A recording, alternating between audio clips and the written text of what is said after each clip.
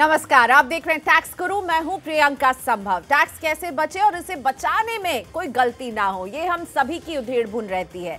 आपकी इस टेंशन को कम करने के लिए हम लेकर आते हैं देश के चुनिंदा टैक्स एक्सपर्ट्स, जो आपके लिए टैक्स कैलकुलेशन से लेकर के टैक्स के कठिन नियमों को आसान बनाते हैं। तो आज उसमें साथ दे रही हैं cleartax.in की chief editor Preeti Khurana. Welcome to the show Preeti. Thank you. बहुत सारे सवाल है हमारे पास आपके लिए, लेकिन प्रीति से बातचीत शुरू करें उससे पहले बताते हैं किन टॉपिक्स पर हम फोकस करने वाले हैं।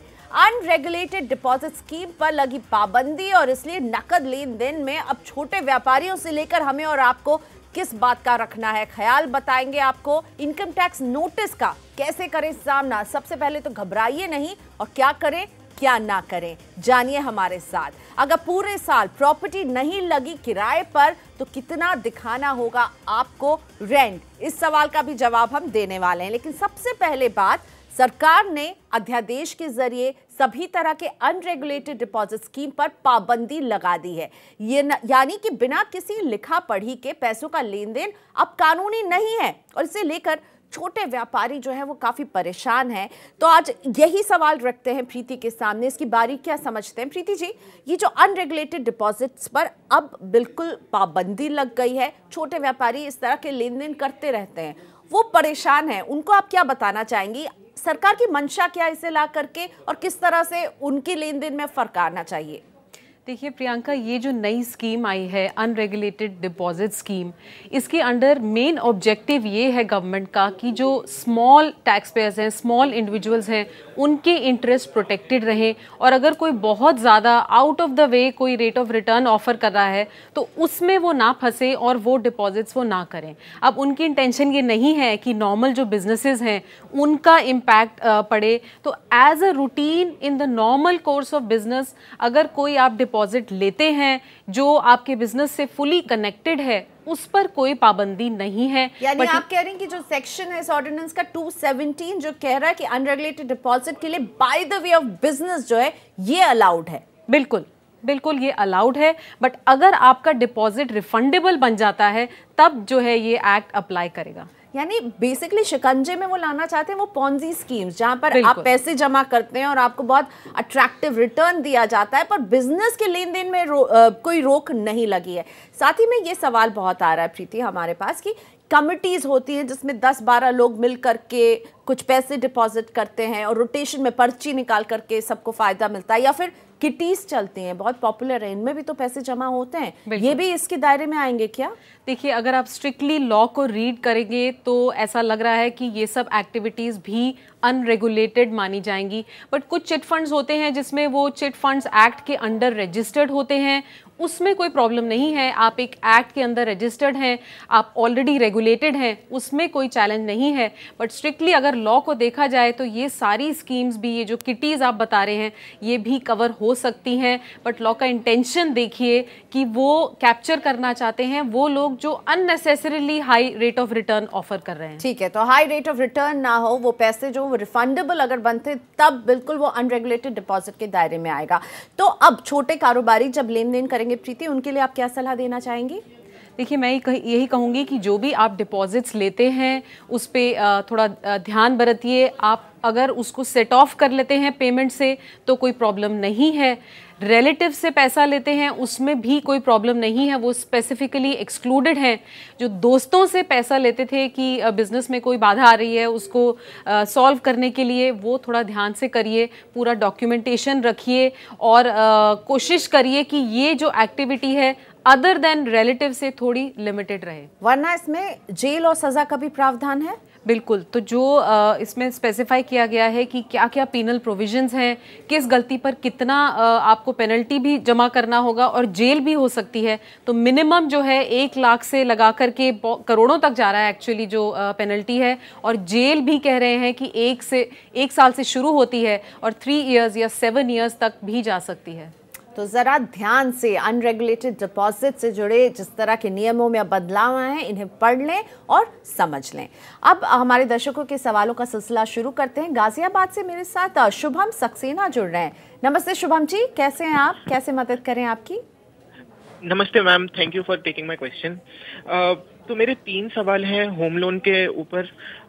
मैंने और मेरी मम्मी ने होम लोन लिया था, जो प्रॉपर्टी भी हमारे ही नाम पे है, हम दोनों के नाम पे 50-50%, जिसका ईएमआई डिडक्शन जो है वो मेरी मम्मी के अकाउंट से होता है, ना कि मेरे अकाउंट से। मैं जस्ट मम्मी को वो 50% पे कर देता हूँ, और जो ईएमआई बैंक के तौर से कट होती है वो मेरी मम्मी के अकाउंट से होती है। तो क्या मैं उसका डिडक्शन ले सकता हूँ? मेरा सेकंड क्वेश्चन ये है कि हम लोगों का जो होम लोन था वो 34 लाख का था, जो हमने अगस्त 2017 में लिया था, और 80 के तहत हम लोग डिडक्शन लेना चाह रहे हैं 50,000 मोर।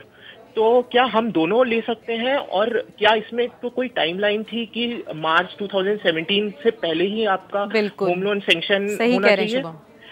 और थर्ड मेरा क्वेश्चन ये था कि जब हमने अगर हमें 80 का मिलेगा डिडक्शन, तो मेरी मम्मी के पास बहुत पहले एक प्रॉपर्टी गिफ्ट की गई थी मेरी नानी द्वारा, जो कि हमने 6-7 महीने में ही वापस कर दी थी। लेकिन जब हमने होम लोन सैंक्शन किया तब मेरी मम्मी के पास या मेरे पास कोई होम नहीं था।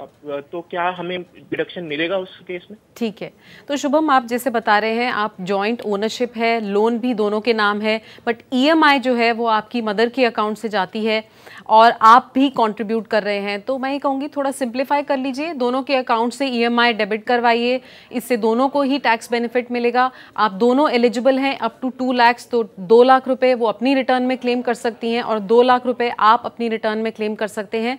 तो ईएमआई को अलग अलग अकाउंट से जाने दीजिए। और जैसे कि आपने कहा, आपने अगस्त 2017 में ये लोन लिया था, इवन दो ये 34 लाख आप बता रहे हैं इसकी वैल्यू है, और 80EE में और भी कंडीशंस रखी गई हैं, but the most important condition is कि ये लोन फाइनेंशियल ईयर 2016-17 में आपको लेना था, और ये इस पीरियड के बियॉन्ड जा रहा है, तो 80EE में जो एडिशनल रिडक्शन है 50,000 की, वो आपको नहीं मिलेगी।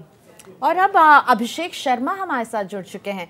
नमस्ते अभिषेक, कैसे मदद करें? प्रीति खुराना हमारी टैक्स एक्सपर्ट है, आपको सुन पा रही हैं, पूछिए अपना सवाल। हेलो मैम, अभिषेक बात कर रहा हूँ। हेलो, बताइए। हेलो, यस मैम, अभिषेक बात कर रहा हूँ चेन्नई से। ओके मैम, एक्चुअली मुझे मेरी क्वेरी है। मैं एक कंपनी में काम करता हूँ, अनफॉर्चुनेटली ये कंपनी अभी शटडाउन में जा रही है और इसके अगेंस्ट में इन्होंने हमें कंपनसेशन दिया है। ओके। और कंपनसेशन का अमाउंट जो है वो मेरी जो एनुअल सीटीसी है उससे काफी ज्यादा है। ओके। तो मतलब अप्रोक्सीमेटली 19 to 20 लाख वो मेरे को कंपनसेशन दे रहे हैं, और कंपनसेशन जो दिया है इससे इन्होंने मेरे को टैक्स डिडक्ट करा है। तो अप्रोक्सीमेटली 5 लाख जो है इन्होंने टैक्स डिडक्ट करा है। तो मेरा एक्चुअली क्वेश्चन ये था कि क्या कंपनसेशन के अमाउंट पे टैक्स डिडक्ट होता है जैसा मेरा सैलरी पर होता है? अभिषेक, ये रिट्रेंचमेंट कॉम्पनसेशन दी जा रही है आपको?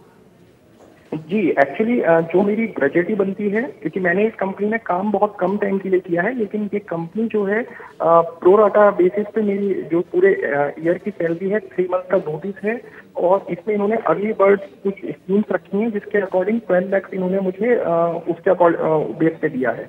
ओके। तो कम्प्लीटली 19 लाख समथिंग इन्होंने मुझे अमाउंट जो है वो इस कंपनसेशन पे उस पे दिया है। ठीक है। और उसमें से इन्होंने 4,70,000 टैक्स डिडक्ट किया है। ठीक है अभिषेक, तो आप ये देखिए कि रिट्रेंचमेंट कॉम्पनसेशन जो होती है वो कुछ एक्सटेंट तक एग्जेम्प्ट होती है under section 10(10)(b) of the income tax act. तो ये यूजुअली एप्लीकेबल होता है किसी प्लांट में काम कर रहे हैं, अगर क्लोजर हो जाए या बिजनेस बंद हो जाए, तो जो भी कॉम्पनसेशन आपको एम्प्लॉयर देता है वो to a certain extent exempt होती है। अब इसकी जो मैक्सिमम मॉनेटरी लिमिट रखी गई है वो है 5 लाख रुपए। तो 5 लाख रुपए तक जो मिल रहा है वो एग्जेम्प्ट है, उससे ऊपर जो भी मिलेगा वो टैक्सेबल होगा, और इसी वजह से आपका टीडीएस काटा गया है। और देख लीजिए कि 5 लाख से जो एक्सेस है उस पर टीडीएस कटे, और वो आप सैलरी में दिखा करके उस पर टैक्स पे करेंगे। अगला सवाल प्रकाश चंद जी का सामने रखते हैं। फाइनेंशियल ईयर 2018-19 में इनकी कमर्शियल प्रॉपर्टी जो थी वो 10 महीने तक किराए पर नहीं चढ़ी, केवल 2 महीने का किराया इन्होंने रिसीव किया है। तो पूछ रहे हैं कि रिटर्न में केवल ये 2 महीने का ही किराया इन्हें दिखाना होगा, क्या करें जो 10 महीने प्रॉपर्टी वेकेंट रही है? देखिए, ये पार्टली वेकेंट और पार्टली लेट आउट प्रॉपर्टी है। 2 महीने के लिए आपने रेंट पर दिखाई थी और इसमें थोड़ा सा एक चैलेंज ये है कि कितना रेंट ऑफर किया जाए, क्योंकि अगर फुली वेकेंट होती और आपकी सेकंड प्रॉपर्टी होती तो पूरे साल का रेंट लिया जाता। बट इनकम टैक्स एक्ट आपको अलाउ करता है, क्योंकि ये वेकेंट थी, आपको एक टेनेंट नहीं मिल पाया, तो जो 2 महीने हैं वही रेंट अपनी रिटर्न में दिखाइए, टैक्सेस जो पे किए हैं उनको डिडक्ट कर सकते हैं और इस तरह से आप अपनी रेंटल इनकम रिपोर्ट कर सकते हैं। Welcome back. आप देख रहे हैं टैक्स गुरु और हमारी कोशिश रहती है कि आप टैक्स से घबराएं नहीं पर इसे समझे। वैसे सभी घबरा जाते हैं जब इनकम टैक्स से कोई नोटिस उनके पास पहुंचता है, और हमने अक्सर इस तरह के बहुत सारे मेल्स देखे हैं जिसमें कहते हैं अब क्या करें, कहां जाएं। तो आज टैक्स गुरु में हम इसी का जवाब आपके लिए लेकर आए। प्रीति, इनकम टैक्स नोटिस आए तो क्या करना चाहिए, आप ये समझाइए। देखिए, इनकम टैक्स नोटिस आए तो सबसे पहली बात घबराइए नहीं, और देखिए नोटिस में डेट क्या लिखी है, कौन से असेसमेंट ईयर का है, उसमें आपका पैन नंबर ठीक से आ रहा है या नहीं, आपका नाम ठीक से आ रहा है या नहीं, और उसके बाद डिटेल में देखिए कि ये नोटिस आपको क्यों आया है। मोस्ट कॉमन नोटिस जो होता है वो इसलिए है कि आपने कोई इनकम रिपोर्ट करी या कोई TDS क्लेम करा और इनकम टैक्स डिपार्टमेंट उससे एग्री नहीं करता है, तो वो एक पूरा कॉलम देते हैं कि आपने ये रिपोर्ट किया, हमको ये लगता है और ये डिफरेंस है, तो बताइए अब एक्स्ट्रा टैक्स बन रहा है तो क्या किया जाए, या रिफंड नहीं बनता है। तो इमीडिएटली देखिए कि कितना समय आपके पास है उसको रिस्पॉन्ड करने के लिए। अगर आपको लगता है आपसे गलती हुई है तो ऑनलाइन जाइए, उसका रिस्पॉन्स भरिए, जो भी एक्शन लेना है वो स्पेसिफाइड टाइम पीरियड में आपको ज़रूर लेना चाहिए, नहीं तो और नेक्स्ट नोटिस आ सकता है, फाइन्स या पेनल्टीज लग सकती हैं। तो इग्नोर मत करिए अगर कोई भी नोटिस आता है तो सबसे पहले घबराइए नहीं, उसे समझिए। खुद समझ में नहीं आ रहा तो प्रोफेशनल मदद लीजिए और उसे समझकर फिर जो जवाब बनता है वो दीजिए। और अब हम जवाब देंगे अपने दर्शकों के सवालों का। हैदराबाद से BL गुप्ता मेरे साथ जुड़ रहे हैं। नमस्ते गुप्ता जी, स्वागत है आपका टैक्स गुरु में। कैसे हैं आप, कैसे मदद करें आपकी? ठीक है। मेरी प्रॉब्लम क्या है, मैं सीनियर सिटीजन हूँ और एक हॉस्पिटल में कॉन्ट्रैक्ट बेसिस पे काम करना चालू किया है। ठीक है। और इसलिए वो 10% टैक्स TDS भी काटते हैं। ठीक है। मेरे पास हाउस रेंट की इनकम है, इंटरेस्ट की इनकम है, सैलरी की पेंशन की इनकम है। तो क्या मेरे को ITR 3 भरना चाहिए या ITR 1 से काम चल सकता है? तो आप डॉक्टर हैं क्या? नहीं, मैं डॉक्टर नहीं हूँ। ओके, मैं क्लरिकल काम करता हूँ। ठीक है, ठीक है। ठीक है, देखिए आप जो बता रहे हैं कि वो आपका 10% TDS काट रहे हैं क्योंकि आप कॉन्ट्रैक्चुअल बेसिस पे काम कर रहे हैं, तो डेफिनेटली ये इनकम फ्रॉम बिजनेस या प्रोफेशन के अंडर आएगा और इसीलिए आपको ITR 3 भरनी पड़ रही है। अब ITR 3 थोड़ी कॉम्प्लिकेटेड है, बट एक फ़ायदा ये है कि जितने भी आपके खर्चे हैं जो डायरेक्टली रिलेटेड हैं आपके बिजनेस से, उनको आप क्लेम कर सकते हैं ITR 3 भरने से। तो ये फ़ायदा है। अब देखिए आपके क्या डायरेक्ट एक्सपेंसेस हैं, क्या कुछ ट्रैवलिंग एक्सपेंस है, या कोई बुक्स खरीदनी पड़ती हैं, या कोई कंप्यूटर है जो भी आप स्पेंड कर रहे हैं उस इनकम को अर्न करने के लिए, वो सभी खर्चे आप क्लेम कर सकते हैं। थोड़ा डिफिकल्ट फॉर्म है, बट जो भी एप्लीकेबल नहीं है उसमें निल लिखते जाइए। एक PNL बनाना होगा जो मेरे हिसाब से आपके केस में बहुत सिंपल होना चाहिए। तो देखिए बेनिफिट क्या है, अगर प्रोफेशनल हेल्प लेके आप भर सकते हैं। मुद्रा के सवाल को शामिल करेंगे। मोहित ने 55 साल की उम्र में NPS में कंट्रीब्यूशन शुरू किया। जानना चाह रहे हैं कि 60 साल की उम्र पूरी होने के बाद क्या 60% पैसा ये निकाल सकते हैं, विड्रॉ कर सकते हैं, और ये जो राशि होगी वो टैक्स फ्री होगी? मोहित, आप जो पूछ रहे हैं कि NPS में विड्रॉल पर क्या टैक्स रूल्स रहेंगे, तो सबसे पहले मैं ये रेकमेंड करूंगी कि आप 70 इयर्स तक कमिटेड रह सकते हैं। आप विड्रॉ मत करिए और सालों तक उसमें पैसा डालिए तो कॉर्पस बढ़ जाएगा। बट जहां तक बात रही कि कितना टैक्स फ्री विड्रॉल अलाउड है, तो गवर्नमेंट ने कहा था कि 60% अलाउड होगा, बट उसकी नोटिफिकेशंस अभी तक नहीं आई हैं। एज ऑफ टुडे रूल यही है कि 40% टैक्स फ्री विड्रॉल अलाउड है, 40% की एन्युटी कर सकते हैं, और 20% चाहे तो उसकी भी एन्युटी कर दें या फिर टैक्स पे करके विड्रॉ कर लें। बट क्योंकि अनाउंसमेंट हो गई है, तो जब तक आपका टाइम आएगा विड्रॉल का, तब तक डेफिनेटली जो है ये चेंजेस होने चाहिए, और मैं हाई वेस्टेड रहिए, क्वार्टर होगा। तो विड्रॉ में अभी जल्दबाजी नहीं कीजिए मोहित, यही संदेश है प्रीति का आपके लिए। दिल्ली से SK गुप्ता मेरे साथ जुड़ रहे हैं। मिस्टर गुप्ता, स्वागत है आपका। बताइए किस बात को लेकर आप परेशान हैं टैक्सेशन में? नमस्कार जी प्रियंका जी। नमस्ते। हाँ, मेरा सवाल है, I was allotted A plot bye DDA okay in December 2014.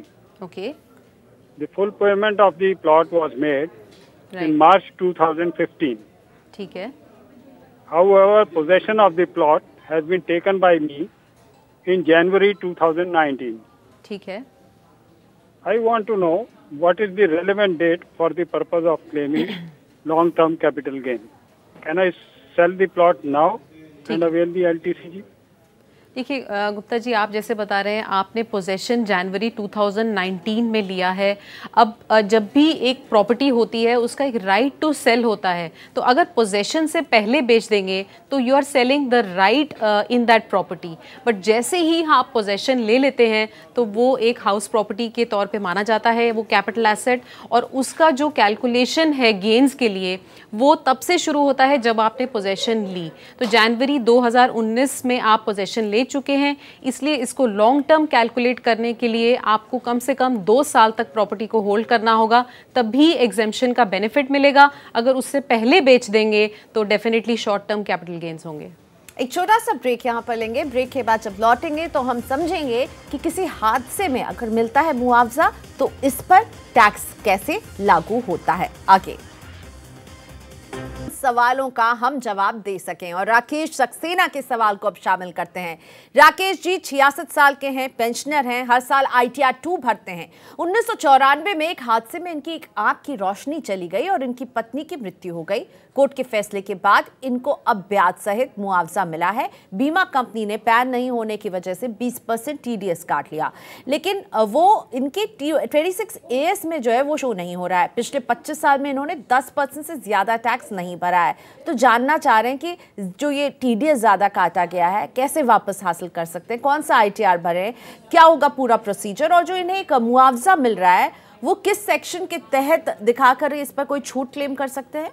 देखिए, सबसे ज़रूरी बात तो ये है कि जो आपका TDS कटा है उस प्रॉब्लम को सॉल्व करिए। आप इंश्योरेंस कंपनी के पास जाइए, उन्हें बताइए कि ये मेरा पैन नंबर है, वो एक TDS करेक्शन स्टेटमेंट फाइल करेंगे और उसके बाद ये अमाउंट आपके फॉर्म 26 AS में आएगा और ये बहुत ज़रूरी है, तभी आपको जो है वो TDS का रिफ़ंड मिलेगा।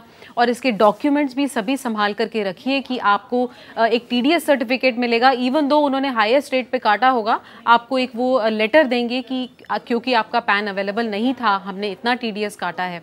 अब रही बात टैक्सेबिलिटी की, तो ये जो मोटर एक्सीडेंट क्लेम्स होते हैं इन पे कॉम्पनसेशन मिलता है और इंटरेस्ट भी मिलता है, क्योंकि क्लेम फाइनल होते होते बहुत टाइम लग जाता है। तो जो ये कॉम्पनसेशन है और इंटरेस्ट है, ये बहुत सारे केस लॉज में हाई कोर्ट ने ये बताया है कि ये टैक्सेबल नहीं है, इस पर कोई भी टैक्स नहीं लगेगा, कॉम्पनसेशन पर भी और इंटरेस्ट पोर्शन पर भी। तो इसको अपनी रिटर्न में इंक्लूड करने की आपको बिल्कुल ज़रूरत नहीं है। ये कैपिटल रिसीट है और इस पे टैक्स नहीं लगेगा। और अगला सवाल पूछने के लिए मुंबई से किरण पांचाल हमारे साथ हैं। नमस्ते किरण, कैसे मदद करें आपकी, पूछिए अपना सवाल। मैं गुजरात हाउसिंग बोर्ड से जगह लिया है, उसका मैं EMI भर रहा हूँ। मेरा पूरा 11 लाख रुपया भर गया है और डिडक्शन हो रहा है मेरा, ठीक है, पैसा। और मेरे को अभी मेरा टैक्स सेविंग के लिए वो बोलते हैं तुम तक पोजीशन नहीं लेगा तब तो आपको टैक्स डिडक्शन नहीं मिलेगा, ठीक है। तो ऐसा कुछ है क्या पोजीशन के जब तक पोजीशन नहीं लेते तब तक नहीं, मेरा EMI कटिंग हो रहा है। देखिए, बिल्कुल सही बताया गया है आपको। जो भी इंटरेस्ट आपने पे किया है जब प्रॉपर्टी अंडर कंस्ट्रक्शन थी वो एलिजिबल नहीं है अभी डिडक्शन के लिए। इनकम टैक्स एक्ट अलाउ नहीं करता है कि इंटरेस्ट ऑन होम लोन जो पे किया जा रहा है for a under construction property उसका डिडक्शन नहीं मिलता है। ये आपको मिलेगा जब कंस्ट्रक्शन कंप्लीट हो जाएगी। तो देखिए, अगर फाइनेंशियल ईयर 19-20 में कभी भी सितंबर, अक्टूबर या उसके बाद जब भी आपकी कंस्ट्रक्शन कंप्लीट होगी, आप उस फाइनेंशियल ईयर का पूरा इंटरेस्ट क्लेम कर सकते हैं। जो अंडर कंस्ट्रक्शन प्रॉपर्टी पे इंटरेस्ट पे किया है, प्री कंस्ट्रक्शन इंटरेस्ट, उसको भी 5 इक्वल इंस्टॉलमेंट्स में क्लेम किया जा सकता है। बट टोटल डिडक्शन जो है किसी भी फाइनेंशियल ईयर की, वो 2 लाख रुपए से ज़्यादा नहीं हो सकती। अगर ज़्यादा है उसे कैरी फॉरवर्ड कर सकते हैं, बट आने वाले सालों में वो खाली रेंटल इनकम से ही डिडक्ट होती है।